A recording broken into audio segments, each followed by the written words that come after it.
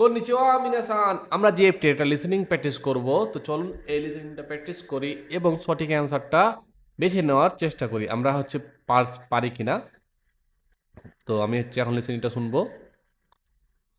এখানে তিনটা অপশন আছে, তিনটা অপশন থেকে আমাদেরকে এটা চুজ করতে হবে। অর্থাৎ এখানে এখানে একটা শিডিউলটা বলতেছে আর কি। 1日のスケジュールを説明します。 ওকে, 仕事は毎朝9時からです。はじめに朝礼があります。午前の仕事は12時までです。12時から1時まで昼休みです。1時から午後の仕事です。3時から3時半まで休み時間です。仕事は6時までです。時々残業があります。 わかりました।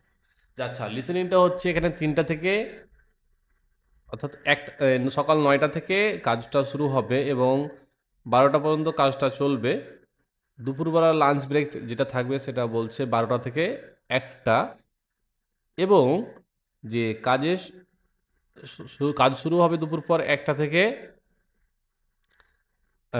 কাজ শুরু হবে এবং 3টে থেকে 3:30 আছে সানজিহান, এ পর্যন্ত হবে আমাদের ব্রেক টাইম অ্যাসোমিজিকান। কিন্তু এই জায়গাটা ভুল আছে, এই জায়গাতে হচ্ছে 16টা অর্থাৎ 4টা দিছে, এই জায়গাতে হচ্ছে 3টা দিছে, অর্থাৎ এই জায়গাটা আমাদের গরমের হচ্ছে। তাহলে সঠিক অ্যান্সার কি হবে? এটা হবে অ্যাসোমিজিকান সানজিকারা সানজিহান মাদে। ওকে, আর কাজ কয়টা পর্যন্ত? 6টা পর্যন্ত।